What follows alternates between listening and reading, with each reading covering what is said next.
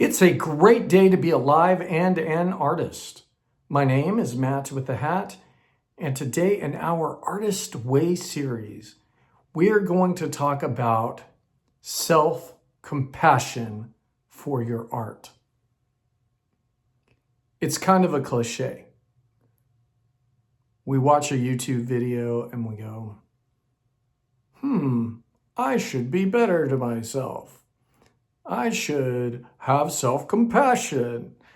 And we don't realize why it's so important. And most of the times we don't apply it.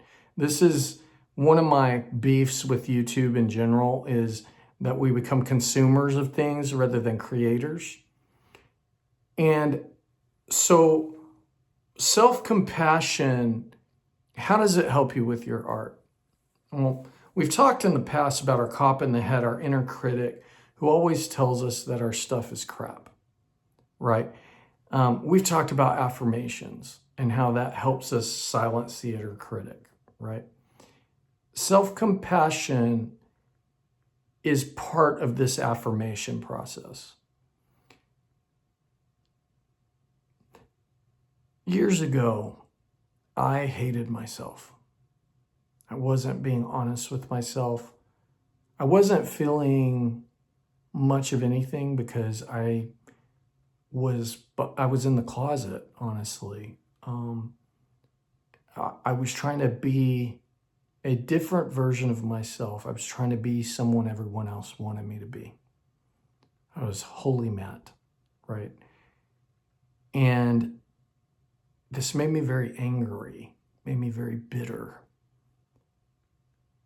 And but during this process, I was going through therapy to not be gay. That's how my partner and I met, but that's another day.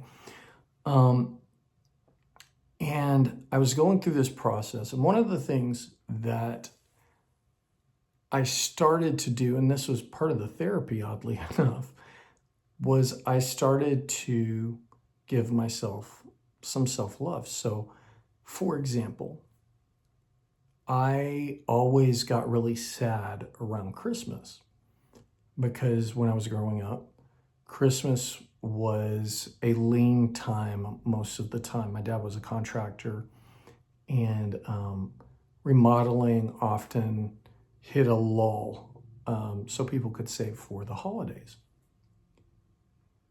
And so I wanted to reclaim Christmas. And for many years on Christmas, I went and took a big vacation by myself. I did the same. I once went Thanksgiving in Hawaii. I went to New York. I went to California. I went to all these different places, and I began to explore the world. And what does this do? What does this do? And how does it help me with my art? Well, first of all, one of those trips, because of the self-love and because me being in a different environment, being in a different place, it helped me to accept myself as a gay man. I remember it to this day. I was in New York, and I was walking in the fashion district. I hadn't been there. I'd been to New York many times at this point. And I was walking in the fashion district, and this inner knowledge hit me. You know what I'm talking about, that inner light bulb. And it said, if gay is the worst thing that I can be, I'm a pretty amazing person. It was this internal realization. That was the moment that I came out to myself. Something else happened, is that when I accepted myself in my entirety,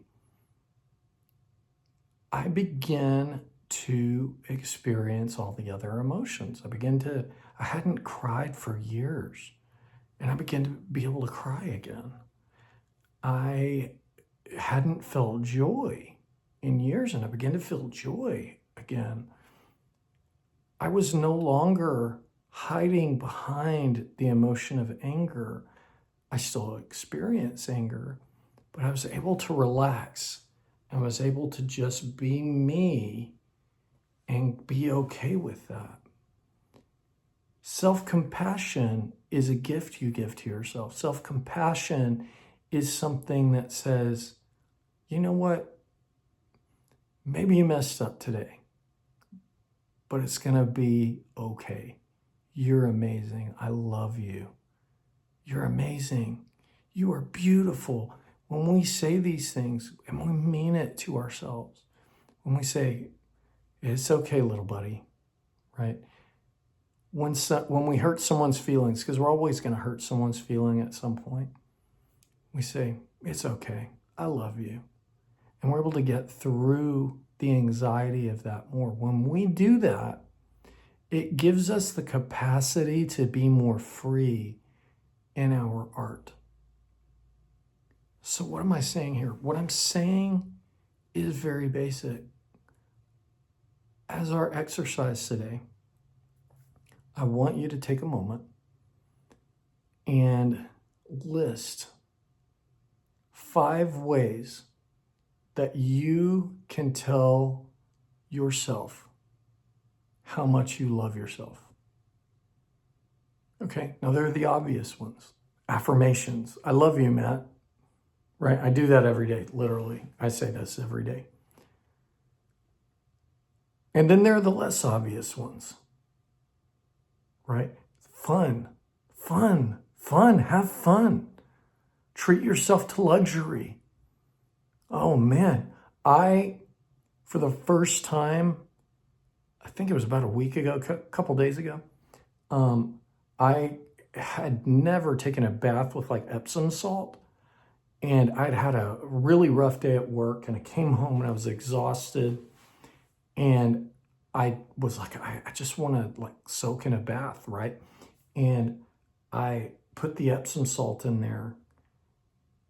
And the relaxation that I had from that, it felt like I had been to a spa and to a massage.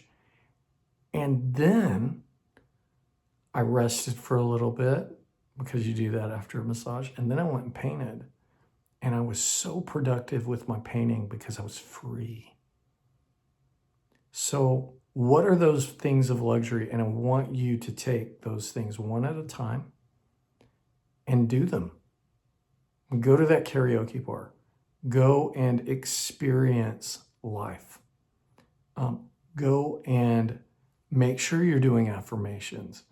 Go and praise your artwork, even if it's, not perfect, because no artwork is. When I started doing the portraits the other day, right? My very first one, I'm very proud of it. It was hard. And then my second one was 1,000,000 times better. So I look back at the first one, I'm like, that one wasn't so good, right? But when I'm able to go, look at what you did on your first portrait painting. Wow. And that was with no guidance. You're amazing. And look how much you've grown. You're so talented. I love you. When we say these things to ourselves, it gives us courage to continue. But when we let the cop in the head go, you're no Taylor Swift. You're no Michelangelo, right? When we do that, we give the power to fear. When we allow self-compassion to go, Michelangelo is no you. Taylor Swift is no me, right? When we do that, we are allowing our creative soul to be free. So do that because you're worth it. You don't have to be Taylor Swift to enjoy making art. You don't have to be Michelangelo to paint.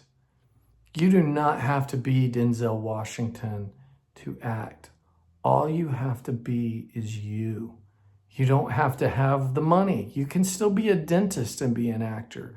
You can still be a lawyer and a painter. You can also go pro, right?